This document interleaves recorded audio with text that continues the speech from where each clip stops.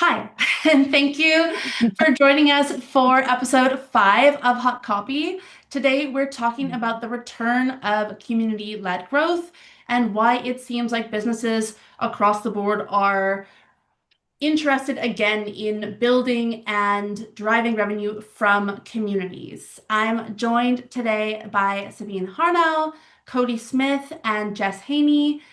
So I think we'll all just take a minute to introduce ourselves and then we'll define today's topic. Sabine. Yes, hi, I'm Sabine Harnau. I'm based in Amsterdam, the Netherlands. I work in English and German as a creative director and messaging strategist at From Scratch Communications, where I'm a co-owner and founder.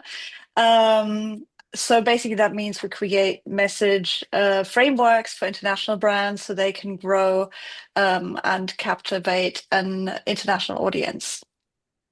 Great, thank you. Codi, what about you? Hi, I'm Codi Smith. I'm an e-commerce strategist and I specialize in converting cold traffic for health and wellness e-commerce businesses. Thanks. And Jess Haney. Hello, hello. I'm Jess Haney. I am the founder and head strategist at Open Loop Studio. We help B2B SaaS companies with free trials convert more free trial users into paid accounts. Great. Thank you so much for all joining us today. And I am Katie Peacock, Client Ascension Strategist for coaches and course creators. I help you maximize the lifetime value of the customers you already have and, get the biggest ROI from every sale you make. And I'm really interested in today's topic because I think that there is a lot of potential, like in my line of work, I see potential for communities to drive revenue at the beginning of your customer life cycle and at the end of the customer journey. So I'm excited to dive into this topic with you, but I think before we jump off, we need to talk a bit about, what is a community? Are we talking about a space that people are opting in to be in? Are we talking about a brand's entire following? So I'd love your take. Maybe Sabine, we'll start with you. Like, what do you do when you think of a community? Like, what does that bring to mind? Oh, you're still muted. Yeah, there. Yes, sorry, beginner's mistakes abound today. So community for me is always defined by dialogue between both the members of the community as well as those members of the community with the community owner, instigator, the brand, whoever. So I'll preface everything else I'm going to say about community that it's definitely not a newsletter. Just because you send an email doesn't give you the right to call it a community. And this is one of my biggest pet peeves in the industry, really. Makes me really annoyed sometimes because it takes away the real value of community where people support each other and they can form relationships with each other and commercializes that into a one-way street of broadcasting top down, which is totally not a community. So I Mhm. think I'm ready to pass on the mic. Cody, are you happy to go in and say what you think a community is, or Jess, would you prefer? I can jump in, yeah. Okay, so I mean, I love that. I 100% agree. A community is not your email list. Um, for me, like looking at it through like a software lens, a lot of the communities for softwares are mostly Facebook groups. There are like Reddit groups, Discord groups, things like that, but it really is more of that. Like it's not physically meeting a lot of the times on calls like this, but it really is more of that like, oh, we're posting to a larger group and getting that kind of community feedback. And a lot of the times the founders or some kind of community manager is in there as well, like kind of fielding questions, making sure everybody's getting the proper answers and taking the feedback and sending in like support requests and things like that. So when I'm talking about community, for me, that's the kind of lens that I'm viewing it through. Okay, interesting. And Cody, what about you? Yeah, when it comes to community, I I'm gonna look through it through the lens of e-commerce, and they don't do it nearly as much as like SaaS or coaching and things like that. But there are some who do. And just like Jess was explaining, they are on Facebook. I do see some on Reddit as well. That it's not something that's super popular yet, but when new products come out, there are subreddits that are popping up where people are asking about like the product and stuff. So yeah, that's pretty much what I'm going to be looking at a community as, is like just, a group of people basically where you can hear feedback from them, like Jess said. And yeah, just I also see it like advocates for the product Mhm. because they've already purchased it, so they're at the bottom of the funnel, but instead of advocating at the bottom of the funnel, it's like we're flipping it and putting it to the top of the funnel when we're doing community-led growth. So yeah, it's very interesting, but that's how I view it. Yeah. Yeah, I think that's a really interesting point because like you and Jess were both saying, often it's like you're already a user and then you're in the community space to share insights or, technical know-how versus, in the coaching space, we're a free community. And I would say this is kind of the past model. A free Facebook group was often like a really common top of funnel space that people were using. Whereas I think now, like based on both Meta's deprioritization of group posts and people's maybe like reduced bandwidth for that kind of thing, we're seeing more like paid communities, more intentional communities, like a community membership in the coaching space, at least, where it is that person has already purchased on the one hand, so it's not a free space any longer. And it can still either be a top of funnel, like a way to get a taste of somebody's services or offerings, or it can be that continuation space where it's like, okay, I did the course, now I just still want access to, the conversation. I'm going to carry on there. And then, of course, there's like communities as a standalone offer. Do you want to just be in community? One of my clients has a Qigong membership as her signature offer, and she has, low ticket products that she sells from there and higher ticket programs, but that is her one main thing. And, for many people, that's the only thing that they come to her for. So we've talked about, and also that community is on a Facebook group. So we have the Facebook group component. Codi, you mentioned subreddits. Mhm. And Sabine, I loved your distinction that there needs to be dialogue. It's not a top-down structure, and it's not like a one-to-one communication. It is a conversation among many as the defining point of a community.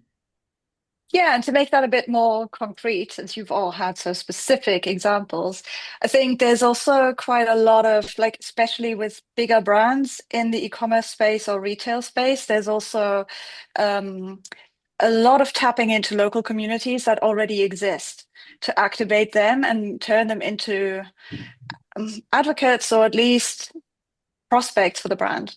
So when we think of sportswear, for example, there are run clubs in many cities that are used to some extent by brands in that space by giving them free products or just a great experience, maybe a course for a one-day thing. Marathons are being supported. I think a lot of sports sponsorship and getting celebrities to talk to their audience as well kind of points in that direction. And then on the other side of communities, we have existing communities like associations or movements where people are working often in a social impact area that also need to make money somehow, and therefore sometimes create something that members can pay for instead of just donating money. So that's also for me a form of community-led growth, and maybe even more community-led than many of the others because the offers tend to emerge from the community's needs rather than being offered by somebody top down. Mm. I love that. I think that segues really nicely into my next question, which was going to be about why now, right? Because you mentioned I love what you said about like the community exists and some brands are harnessing an existing community to, get their products used by and embraced by the communities that they are made for. So curious, like in each of your industries, why do you think that we're seeing a return to community-led growth in this moment? I have something to say, and it's probably something that everybody else is already thinking anyway, but AI, right? Like, there's so much AI out there that people want like real human interaction. Plus, they don't trust, like, their sophistication right now is so high with so many different things because they've been marketed to for so long. When there's a community, they could see like real people interacting and like sharing real testimonials and what they really think about things where they're not curated where it is on our website. And you know how it is. We pick the testimonials that we think are the best for what we're trying to sell, that kind of thing. But yeah, that's why I think that it's really like AI is flipping it on its head, where people are like, I just want to be around actual humans and I want to trust what I'm reading. You know what I mean? Yeah. Yeah, I totally agree. I also think post-pandemic, people are trying to, like, obviously this isn't really a thing in SaaS, but I mean, even like conferences and stuff, I've heard so many more people wanting to like actually be in the room and, finding community that way post-pandemic. But the thing that had popped into my head immediately was, I'm I'm not 100% convinced it's more of a now thing. I think it's just that brands are realizing that they should be the ones leading their community because the community is going to get created either way. And it's like, do you want to be there from the start? Because otherwise, you're going to have a bunch of people who have found each other inside a Facebook group or in a subreddit or whatever, and they're going to be talking about you and you're not going to be able to control the conversation in any way, shape, or form. And so it's like having specific community leaders that everybody knows of so that they're a little bit more careful. Like that's what I find these different Facebook groups and subreddits where it's for a specific brand and the person, like let's say it was like Jess at Open Loop Studio, people are a lot more gentle, I find, in those instances, rather like when on the other hand, if it's just like, oh, somebody from Open Loop Studio, right? So if I'm in there like interacting all the time, people see you as like more of a human. And then I find it's like that keyboard warrior kind of mentality drops a little bit. Mm. Mm. That's very insightful. I didn't even think about that, but now that you bring it up, I'm just like, that is a really, really good point. Because who's going to lead the conversation? You or just letting it just unfold without you having any like say in what actually is Hmm. going to be said. So, yeah, that's good. I like that a lot. Yeah, I'd like to add, I think it's been going on for at least 5 years, if not longer. We are in the midst of a loneliness epidemic. So the COVID pandemic may be on the tail end, even though for some people it's still very much present in their lives. Loneliness is a global phenomenon. It's really driving people into community, both in real life and digitally. So I think brands want to be of service in a way, but also, if possible, cash in on that. I think that's only Yeah. fair. Mhm. Um, and keyword service, I also think that, there's this saying by Derek Sivers from years ago that customer service is the new marketing. And I think now we're seeing that kind of flipped on its head, where marketing takes on more of a customer service function. And so that dialogue around the product and the brand and how to use it becomes something that brands take really seriously, at least those that do it really well. Mm. Um, wow. Okay. So many interesting places to take this conversation. I really think it's interesting. One, just to what you were saying, Cody, about being the leader of the conversation about your brand, how, we were all given the advice, even as service providers, to like own the subreddit with your name so that it doesn't get created without you. And it brings my mind back to the Marie Forleo controversy of 2020 when her so maybe I'm like, do you know what I'm talking about? The Facebook group associated with B School, which was controversial. Like, was it an official Facebook group or was it not? It started out as an unofficial group, then they adopted it and installed a community manager. When I purchased B School, it was positioned as an official bonus worth the price of the program because of the networking opportunities that were available within that group. However, that was 2018. In 2020, when the group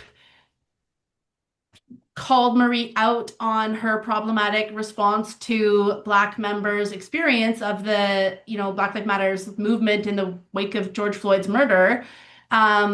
Marie's team, I would say, fumbled it so badly over the course of about 6 months that the group drained of members, and the conversation about her online, like there was an attempt at repair, and then basically they pulled the plug, like canceled the group, and it all went horribly wrong. And so I think that what I took from that experience was, one, like people perceived the group had very high perceived value because people wanted that connection.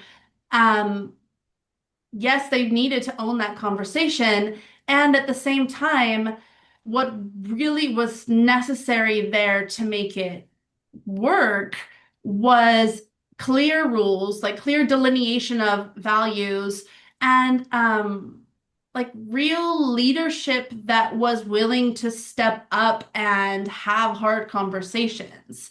And obviously that's not going to be relevant. Like, I don't know if I don't expect my um like the brand I bought my bikini from to be necessarily having a free Facebook group where they're taking on that role.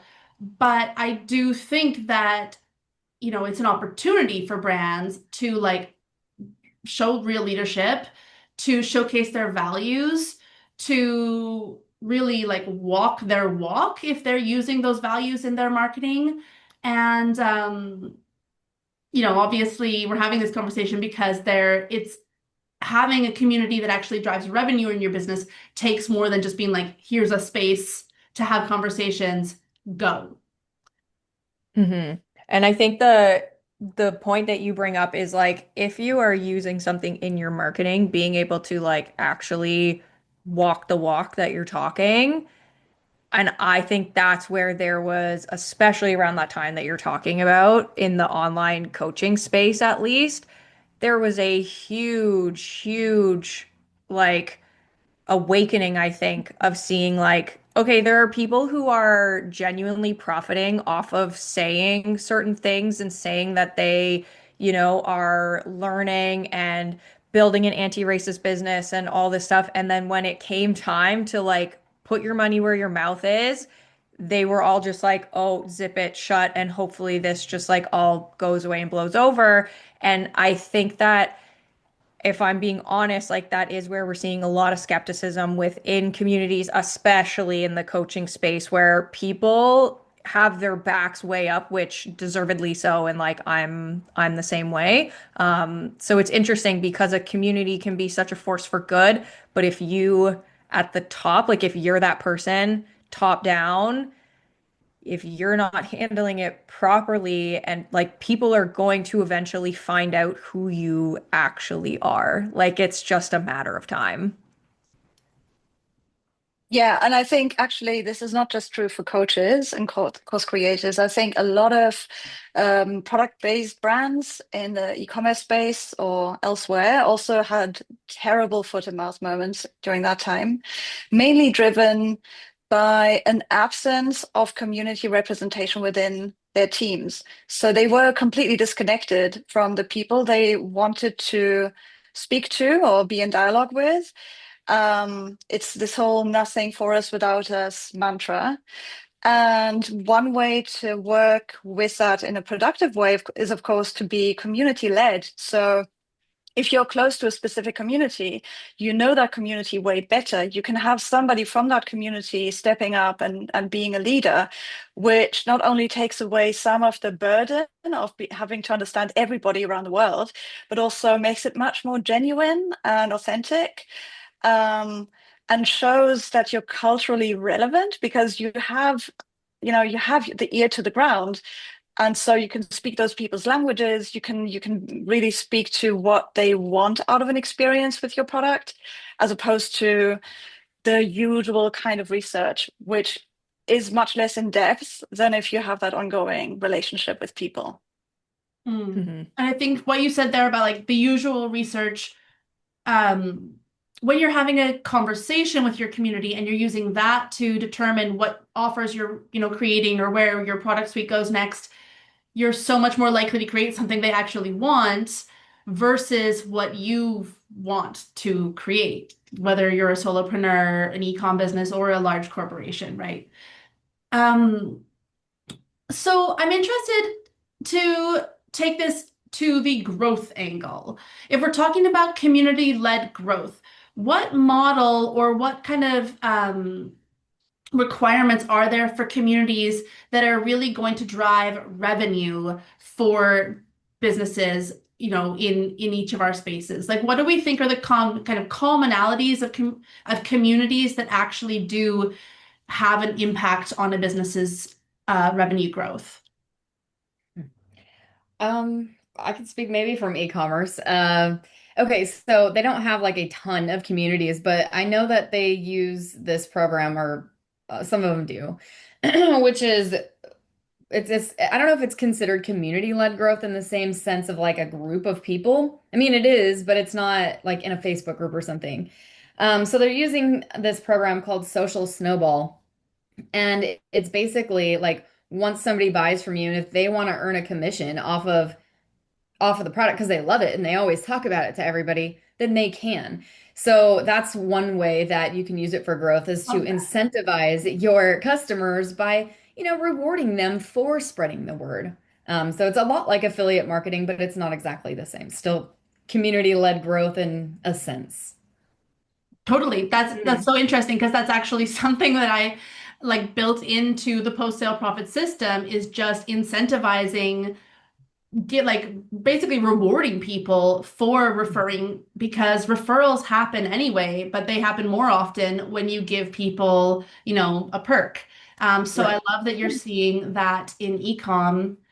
And Codi, I would just add to the ecom thing, one thing I find really interesting. I actually follow this amazing, I know this only as a social media follower, not currently as a user, but Canadian sex toy company called Bellesa. They have They have an unlimited amount of people who talk about their products. They will give it to everybody. Well, Huh, yeah, they're and killing they're it. always having giveaways. Yeah. And one interesting community-led thing I think they do is they will like they have AMAs, or they have confessions every week, and then they'll repost like the spiciest confessions. And then they also will, like, if you DM them a question, they will post that to their community and solicit answers for that follower. So it's a really interesting use, I think, of like turning your social account into a community. And like I said, like I am not yet a purchaser of their products, but I follow them and I talk about them because of this like community-led approach to their marketing. And now we're talking about them and they're in our YouTube video because of that. So Yeah. yeah, it's another kind of space where community is being built. Um, That's really interesting. I had no idea. Like, that is amazing. I think if more e-commerce companies did something like that, that could be really huge for them, especially since not many are doing it, right? If you always go and do what most people aren't doing, then you stand out. And so I think that's really interesting, and probably something that I'm going to think about when I'm helping grow we can link to companies. their channels in the show notes. Yeah, that would be cool. Yeah, it's one of those things where it's like people in the most random industries that I follow who would be essentially considered like a micro influencer within like a very niche community. Like you're swiping one day and they're just like, here's my Balesa vibrator. And you're like, who is this company? Like, how are they getting this into the hands of all these people who it's not like they have any kind of like sex forward or sex positive account. It's just like they're really good at what they do. They have this really niche community, and yeah, they are doing an excellent job with that for sure. For sure. Um, yeah, so I would say I want to jump in on something that, and I don't love the way that this company does all their marketing. They are kind of like the pioneers of bro marketing, I would say, but ClickFunnels, they do really well by featuring like aspirational community stories. And so they have this thing that they call the 2 Comma Club, that you will get an award and be like inducted into this 2 Comma Club once you've sold $1 million through your ClickFunnels account. And that doesn't have to be through one funnel, like it's just your account overall. So obviously you can have multiple funnels. But it is really one of those things where like they will run webinars with these people. They will bring them up on stages at their events, and everybody like learns their story. And then this person now is this kind of like highlighted success story in their community, that now they're like spreading that word for everybody else. And it's really one of those like aspirational things. And I mean, there are so many people now in the 2 Comma Club that yeah, they've done a really, really good job, because it's one of those things too that you can see like, okay, people are actually making like a lot of money by implementing funnels and using this software. And I think it just goes a little bit beyond, like bringing people into like a webinar, or obviously having affiliates who will go to bat for you. Like that is huge. And that's something that like Flowdesk has done a really good job at with their community, is like the Flowdesk community will like go to bat for Flowdesk, and like I see it all over the internet. And so they've done a really good job they have their Facebook group. They give everybody you can like be an affiliate no matter what. Like I don't even think you really have to sign up for it. You just automatically are. And they've done a good job at letting people just kind of run with that. So there's those two kind of angles there. Yeah, I think it's really interesting like the rewarding customer milestones angle of community doesn't necessarily like, so you're creating a community because only certain people have that designation. Well, I guess maybe there's a distinction there between like a grassroots community of your users or people who want to be in a certain space, and then the smaller, more, like you could say elite community of people who have reached specific milestones, and therefore qualified to be in that community, but on the basis of having, for example, sold $1 million via ClickFunnels. And so I think that brings me back to what we said at the beginning about, is your community a top of funnel or a bottom of funnel move? I think that we often see that more like everyone is welcome here community at the top of funnel, and then that milestone-based community is bottom of funnel. And for my own clients, I would say that's often like your continuity offer, where after somebody has done your signature course and they've been in your mastermind, they still want to have access to you. That's a great place for you to like have a recurring revenue model based on achievement. And then I'm going to bring this back to one thing I think is really important in all communities, is curating. Like, I think there needs to be a clear definition of who this space is for, because unless you're like, this is the buy nothing group for my entire city, like, okay, it's for everybody. But normally, as humans with limited cognitive function, we want to be intentional about the communities that we're participating in. And for that, we need to know, what are we going there for? Who's going to be there? What is the quality of the conversation? that's taking place. Yeah, so I think that's an interesting insight like that I've had from listening to you guys about that, the distinction between this is for everybody who uses this product versus this is only for people who've accomplished certain things with this product. And I think something you said with what's the quality of conversation that's happening within this space, that's such an important question. And then that's why I think those really big Facebook groups that were full of free like women in online business, and it's like let's like each other's posts and support each other. It's like they got so big that I think at the start they were really helpful, and then it just got to be a complete just full of chaos. Nobody was actually posting anything of value. It was like we just like didn't have the bandwidth to sift through the hundreds of posts that were popping up every day to find that one that had a nugget in it. Everybody's like, that nugget's like not worth it to me anymore. And so I think that also comes from the lack of leadership and knowing like who is supposed to be here, what are we supposed to be talking about, or is anything a go? And the quality of conversation drops significantly, very fast in those instances. Mm. I think it's most visible actually in LinkedIn groups. Anyone remember LinkedIn groups in the B2B space? I have seriously not seen a single LinkedIn group succeed. I don't know if they deliver any kind of growth to the people who are putting them on, but they tend to be drop and run types of communities where people just self-promote all the time. I mean, LinkedIn is kind of known for that anyway, but I saw the same thing on Facebook as well. And what really makes those communities stand out that I think are working very well, even if they are not paid, is that they are extremely specific, sometimes so niche that you may not even know anyone in real life who would be interested in hearing that you're in that kind of community, right? You can talk about really geeky stuff there. And that makes it less likely for people to self-promote in a weird way, because I think there's more respect for what brings people together and like a sense of relief to find other people who share the same outlook. And so that is one real value that I think a community can deliver. And from that also then grow. So I think when we talk about community-led growth, it's easy to focus on how can I monetize that group and not look at how can I learn from this group to make more money.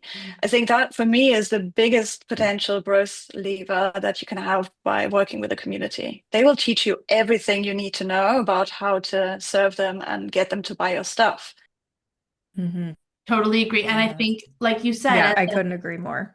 As a form of listening and also as a form of like using that to inform your messaging, unlimited content ideas, unlimited voice of customer data, if you are looking at your community as an asset in that way of, what do people want to hear from us?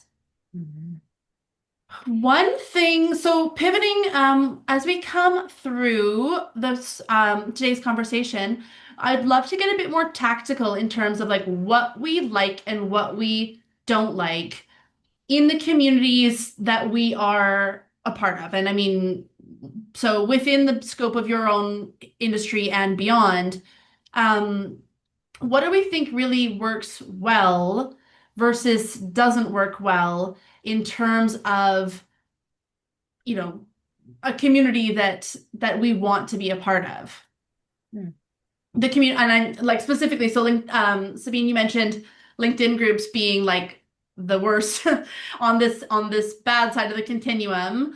I can think of maybe one free Facebook group that I still really consistently am, like reading, posting, and engaging in conversations in. And actually, now that I think about it, that's not even a free group. I'm thinking of Lizzie Goddard's Party Pad. I don't know if any of you guys are in there, but Elizabeth is a former, I'm sure she's still ConvertKit certified, but she started out really specialized in ConvertKit, and then kind of broadened her business into general business coaching.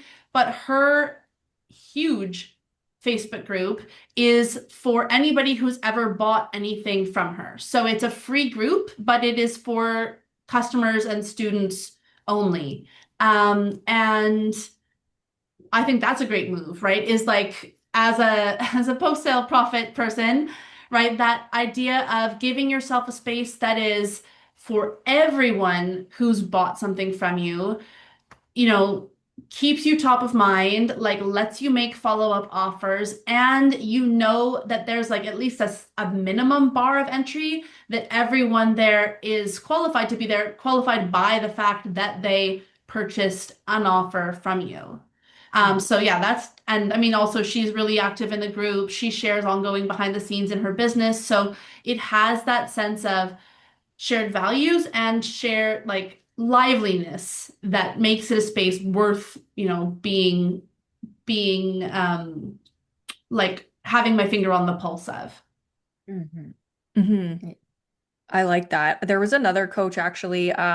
She's no longer in the coaching space. Her name is Katie Prince, and she was from the UK. Phenomenal copywriter turned sales coach, and she had a free Facebook group. You didn't have to have like purchased anything from her, but she would run, I think, a monthly, just kind of like open Q&A, and when I would attend those, you could ask her any sales question. Like you could say, like, I had a discovery call this morning and this specific thing happened, and like, how should I follow up? And she was literally no holds barred. She would be like, here's my exact process and what I would do to make sure that I'm closing that client or I'm getting on another call with them or whatever. And she would deliver such good value that it was one of those things where I was like, okay, well, if this is what she's giving away for free, what am I going to get when I'm paid? And that's kind of the feeling that I want to get from communities that I'm a part of when, if they're free or even if like I've already paid, it's like, how much are you willing to give me without like, while we both know your goal is to sell me on things, like, wine and dine me, you know what I mean? And don't just make it feel like, oh, well, I'm gonna hold back on this because like you have to buy my $27 offer to like get it. There's literally nothing worse than that. And so I think that can be done really, really well in those ways. Hmm.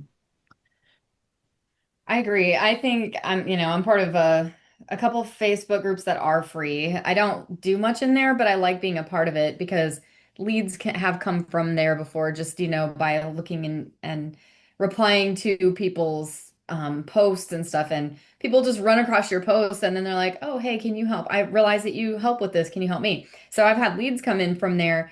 And I think that when it comes to like free versus paid, I think it comes back to what Jess says. It's like, well, are you getting value in one way or another, right? Like these people don't have to do a training for me, right, to be a part of this group, but if I can get leads from there, that's value to me. Whereas like if I'm in a paid group, I feel like there's more value there most of the time though, because and it doesn't even have to be a paid group. It could be like what you said, Katie, where you're in a group where people have already purchased something. It just shows that their intent was higher. They're in a different space than somebody who's just like window shopping. Hmm. And so I think I get the most value out of those kinds of communities. I've been in lots of Facebook groups and gosh, going back to like 2018 when Facebook groups were the thing. Everyone they had a Facebook group on profiting from Facebook groups back then, right? And that group is like toast right now. I don't know. It's just so dead in there. It's like yeah.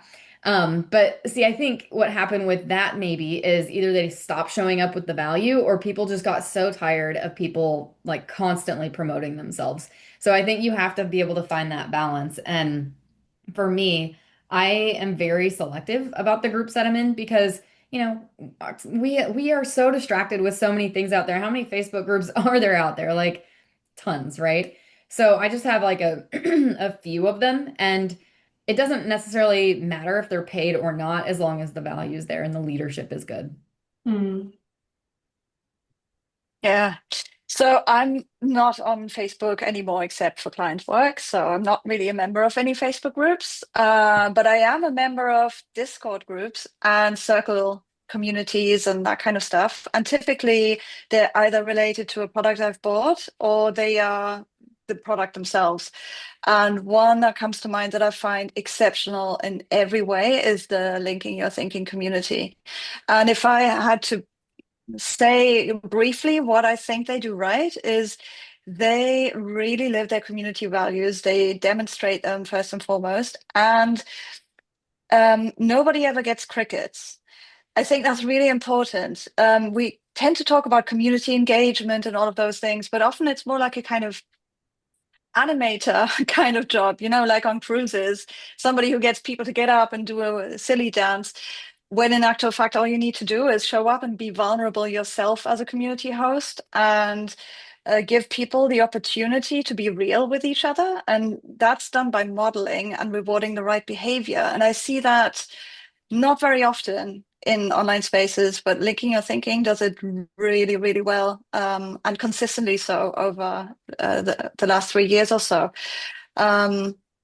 Yeah, I can't remember any Facebook groups I had been a member of that had really meaningful community values that were explained on video by people and really observable and also enforced all the time. I don't know what it's like now, but yeah. You're not missing out by not being on Facebook. So I love that for you. Okay, I don't feel like there's so much more we could say about this topic, but one part of these episodes I really like is the hot or not we react, so gut reactions to trends. I have 15 prompts here for us. So yeah, just give me your hot, not, ugh, yes, reaction, and if we really have something else to say about it, we can dive in deeper. So number one for today is hot or not, brands launching community first products. So I guess that's the community as the product. It could also be in e-commerce. If you're signed up as a member of whatever their community is, you get first dibs on something, early access, limited editions, that kind of stuff. I think it's a nice way to reward loyalty. Okay, I I love that interpretation of it. I like that way better yeah, than how I I interpret still it. I still resent the word community being used in that way. However, given a dialogue, I think it's a great way to engage people. Yeah. Mhm. Jess, curious on your thoughts on that one from a SaaS point of view. Yeah, like, okay, so there's one company I'm thinking of called Funnel Gorgeous, and they are um, obviously a funnel building software. And you can buy their products, which gets you into their community, and you can be in that without purchasing their funnel software. And so, and I think you can get into their community without also purchasing their offers. So, like, that's kind of the only instance that I personally have experienced where the community could be more of the product, but I don't really know. I don't know. I feel pretty like it's neither hot nor not. We're a little like The lukewarm on, yeah. lukewarm, mild here. That's where I feel too. That's why I didn't say anything because I'm not leaning either way. So I'm curious because I feel like in the coaching space, a community first product is quite common. I'm thinking of something like Mini Mind, this coach that I have like worked with or purchased from in the past would do like an 8-week Telegram chat with, like Monday, everyone drops their questions, and through the week she responds, and people, can also share their takes. So there's nothing to the offer other than the space that she is creating and the people who are coming together who are united by their either whatever their business model, the problems that they're working through right now. I enjoy that. I don't want more curriculum. I know the how, and so often what I'm looking for in a community first product is connection, is tailored to me input, like, personalized input, just like you were saying about Katie Prince's space, where she's delivering in that way. And so like in that case, it's nice to be in Telegram instead of in a Facebook group, having like voice chats with people instead of reading comments on your phone as you often do in other spaces. So yeah, definitely seems to be kind of a niche specific one here. Who is holding that space and what is the goal for it? Hmm. I think Okay, that, yeah, yeah, sorry, go ahead. go ahead. Go on with the next one. Okay, founder AMA channels. Hmm. Channels? Hot? Yeah, I would. If if the founder's in there, Yeah. right? Mhm. Yeah. I would say it really depends on the founder. Why is that person interesting and to whom? I can see a lot of founders not actively being interesting to the buyer of the product, especially in e-commerce, unless they are like legends. Like, I Hmm. don't know. Sometimes, with On, they have two founders who were athletes, like elite athletes themselves, and then they make sportswear and shoes and that kind of stuff. So I think that is very interesting if they did AMAs. But in many cases, I'm not sure. Yeah, and I think it also depends on if the founder has a good story, because I think people need to relate to the founder in some way, especially in e-commerce. So I know with Pulsetto, they have their founders like answering questions on their Instagram, and those seem to do pretty well, and people do ask questions. And I think that since they have the story, they have like a good reason why they made the product. I think people can relate to that and they trust them a little bit more. And it also depends, right? Is the founder somebody who is a neuroscientist? Well, yeah, then of course people might want to hear what they have to say, right? So I think it just depends. It's one of those things. Yeah, totally. I think coming back to what we were saying about listening to your community, like the question is, why is the community going to get something from that founder-led AMA? So I'm thinking of when I was a member of Copy Hackers, 10x freelance co copywriting. I joined the course, then they switched it to the membership model, and I was paying $97 a month for years. The only thing that I did was show up once or twice a month for office hours with Joe because it was worth $97 a month to me to be able to bring a question about a $10,000 project and get her point of view. So in that case, that founder AMA was essentially the entire selling point of the community for me, but she had specialized knowledge that I wanted. It wasn't like, again, because I just bought a new bikini, I'm like, I don't need the founder of that bikini brand. I don't like I don't have questions for them. They've already delivered the value that I wanted. So, yeah, what is your audience getting from that? I think the worst thing that could happen is the founder doing an AMA and people asking them questions about the product that they can't answer. Mm. That would immediately reveal a weakness in the company. And Mhm. so I would say, like, think about that before you offer it. Think about what kinds of questions you might get and if you actually have the answers. And then don't give that person a whole sheet of things to memorize because it's just going to sound robotic and not genuine. Mhm. So And great true. point too about the leadership necessary to lead a community that we talked about earlier, because like if you're hosting an AMA, and I'm thinking specifically of Reddit here, like if you're hosting an AMA, you better be ready to have some tough conversations. I think that running an AMA, getting asked a tough question, and then having a meltdown will ultimately culminate in more bad press than gracefully handling that conversation. And nobody might ever hear about it. But a bad reaction can really snowball in terms of attention. Yeah, well, and I think the platform you host your AMA on too, like on Reddit, you could have your assistant, other co-founders, you could have other people writing your responses where if it's like a live Q&A, and they're melting down, like that's a different thing because like you can't hide the fact that like you don't know the answer. Yeah. Okay, so interesting. Like that's a very human risk to a founder-led AMA. How do we feel about communities run by AI hosts or personas? No. Yeah. No, I think I've seen individual channels being run by AI very successfully for like FAQs and stuff like that, stuff that is documented in a knowledge base, and the AI can then match that with the question and give an answer that it sounds very custom. But that's only one of the many functions of a community, so Yeah. not the entire thing.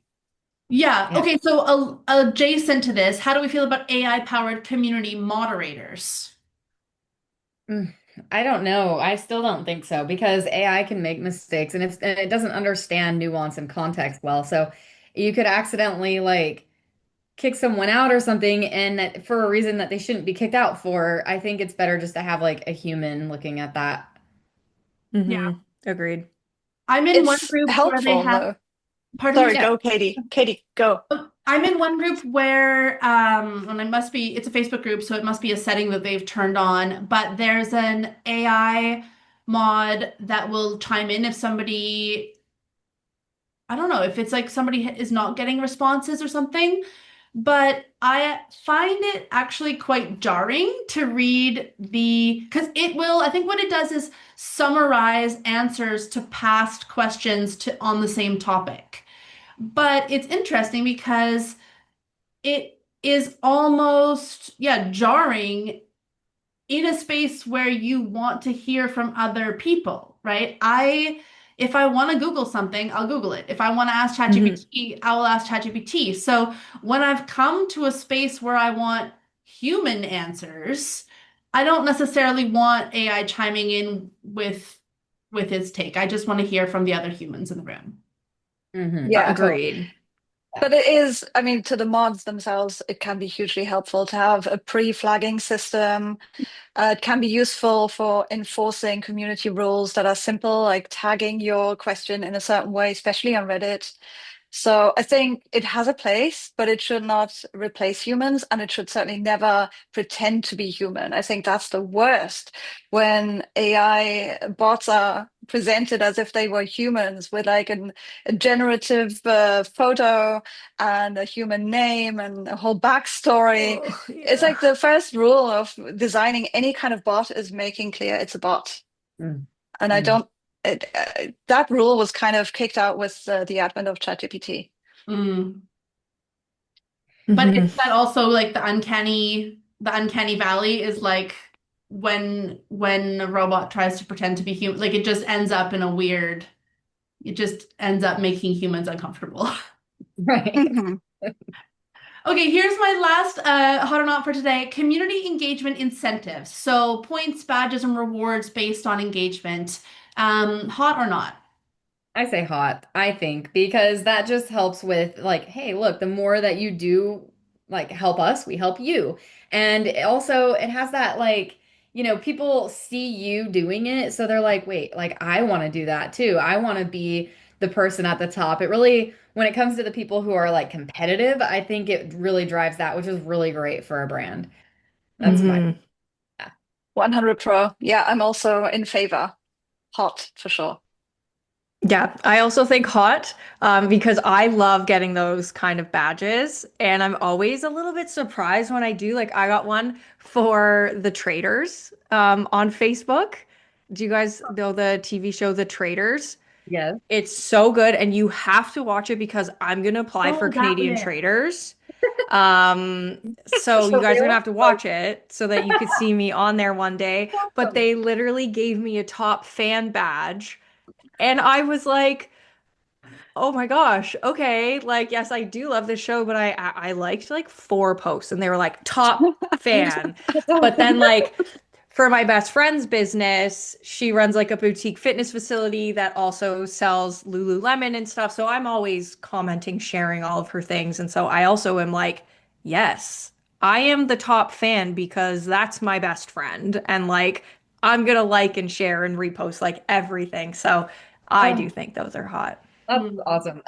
My dad, it's funny you say that you love when you get those Facebook badges because my dad, when he gets them, he's, older, he'll share that on his Facebook. He's like, look at me. I'm like the top contributor to this person that he's following. And it's just so funny, which is That's really great cute. though, especially if you're selling something because it helps to get the word out. And awareness is one of the biggest issues that companies do run into. So yeah.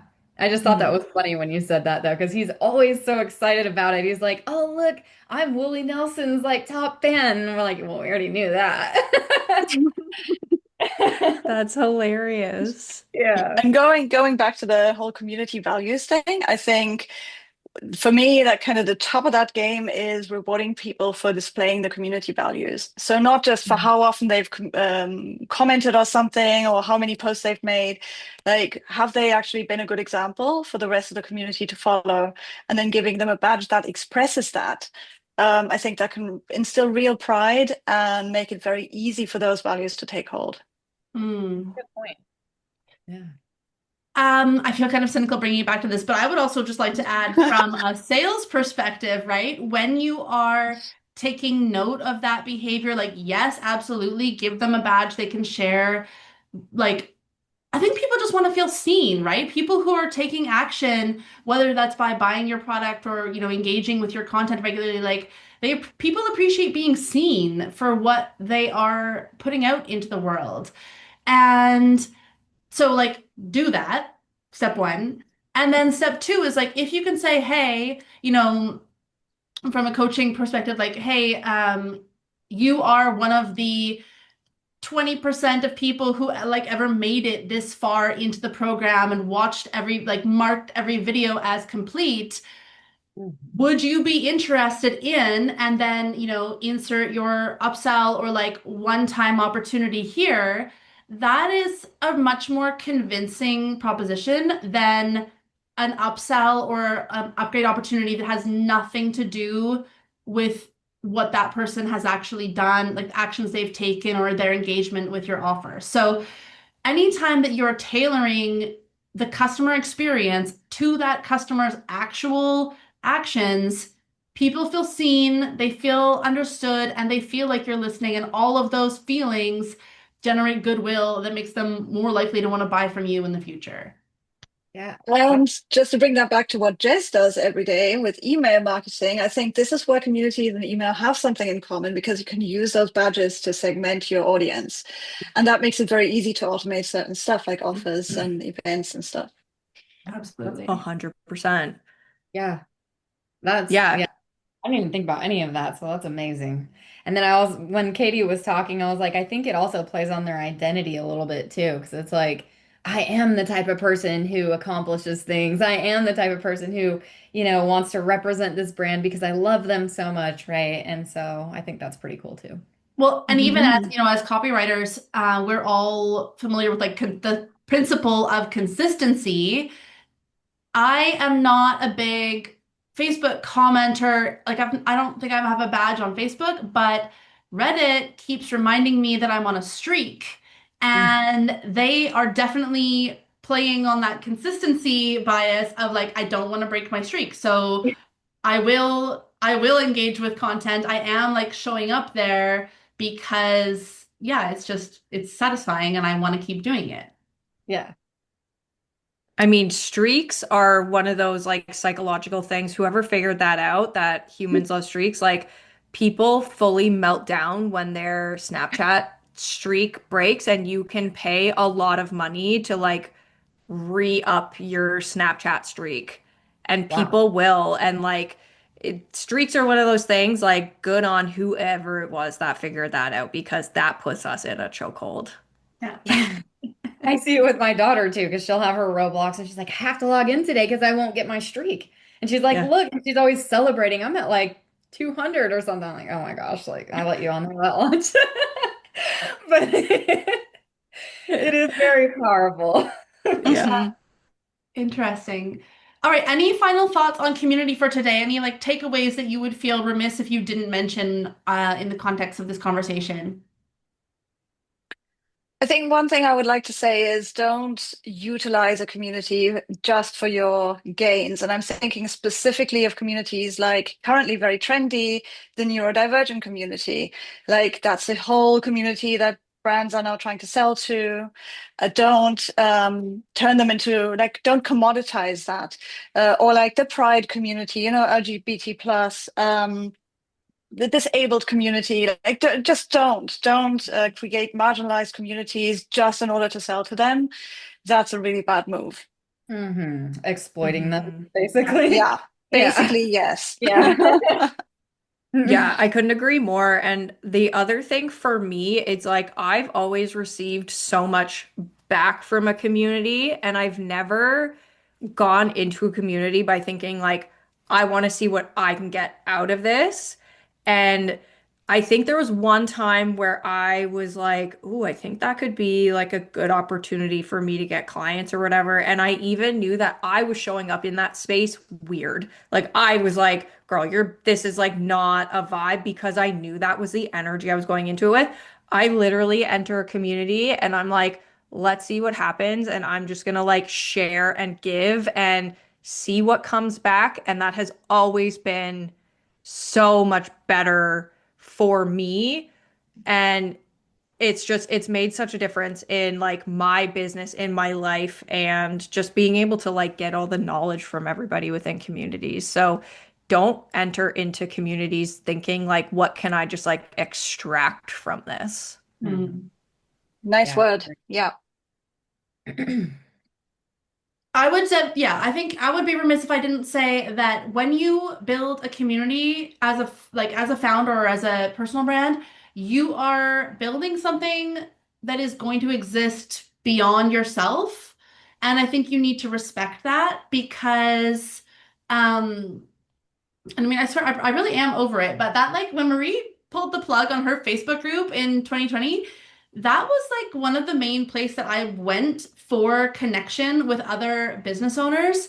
And it was very jarring to lose that space. And I mean, it did continue on with like new management, but I think that you, as a brand, need to be mindful of the fact that, like, I wouldn't recommend dramatically pivoting the same community without very thorough, like, and authentic conversation with the members of that community. Like, you know, you created it, but they built it. And so you need to respect that. If your business direction changes, maybe that means you need to start a new community, but you need to understand that like a community is not built just by you, the business owner, and treat it as something that you really have co-created with your audience. 100 Mhm. pro. Yeah, totally Mhm. agree. Me too. Okay. Well, thank you all so much for joining us for this interesting conversation on community-led growth and what, I guess, really like what it takes to build a community that adds value to your audience while also, what, like being mindful of what you can, how you can benefit as a business owner or as a brand from the conversations happening in your community. I'd love to know where people can learn more from each of you, or what you would like them, what action you'd like them to take if they want to hear more from you after today's show. Cody, how about you? Yeah, you can find me at my website, codismith.com, or on LinkedIn. Just type in my name, Codi Smith, and I'll pop up. Right. Jess, where can we find more from you? You can find me at my website, openloopstudio.co. You can also email me, hello@openloopstudio.co, and I'm on LinkedIn at Jess Haney Copy. Fantastic. And Sabine. Um, FromScratch.net is the website, and I'm very active on LinkedIn, so you'll find me there just by typing in my name. Fantastic.